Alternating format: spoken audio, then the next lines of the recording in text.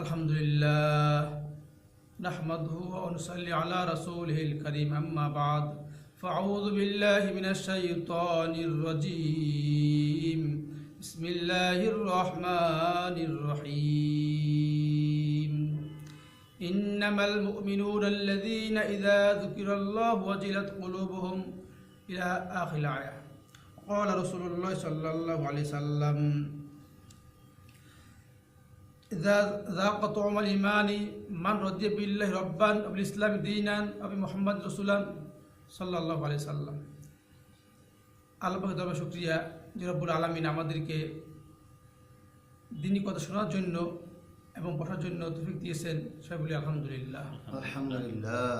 কবির ভাষায় বলতে হয়, কবি বলেন হর লহাজ है मोमिन की नई शान नैयान, हर लहाज है मोमिन की नई शान नैयान, किरदार में गुफ्तार में अल्लाह की है बुरहान, किरदार में गुफ्तार में अल्लाह की है बुरहान, ये बात किसी को नहीं मालूम की है मोमिन, ये बात किसी को नहीं मालूम की है मोमिन, कारी नजर आता है हकीकत में है कुरान, कारी नजर आता है हकीकत में है कुरान। আমাদের মুমিন আমরা মুসলমান, আমাদের কণ্ঠ, আমাদের স্বর, আমাদের চেতনা, আমাদের ব্রেন, আমাদের দিমাগ কেমন হওয়া উচিত? এই মুমিন বাস্তবে সে একজন কোরআন, সে একজন কোরআন ধারক বাহক। তার সামনে আছে ওহী, সে কীভাবে তার জীবনকে পরিচালনা করবে, তার সামনে আসে সংবিধান আল কোরআন। ঠিক, যখন সে কোরআন সুন্নাহ অনুযায়ী যখন সে সামনে রেখে যখন সে তার জীবনকে পরিচালনা করবে, তার সামনে কোনো বাধা থাকতে পারে না। ঠিক, মুমিনের মেজাজ থাকতে হবে শাহজালালী রহমতুল্লাহ আলাইহির তার যে মেজাজ ছিল সেই মেজাজের।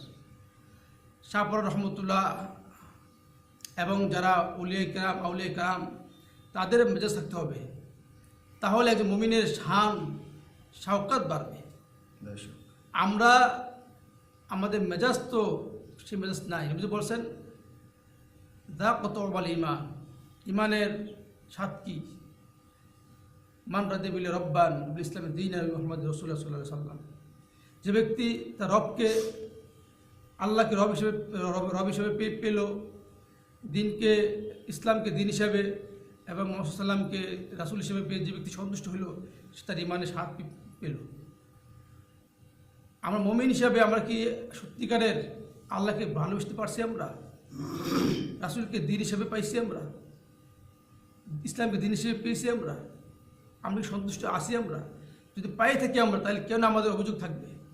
এক মুসলমান ভুল করতে পারে, তার ভুল হতেই পারে, তাহলে কি আমরা তার বিরুদ্ধে আমরা কেন কথা বলবো? আমরা তা বোঝা গেল আমরা নামে মুসলমান, কামে মুসলমান আমরা হতে পারিনি এখন।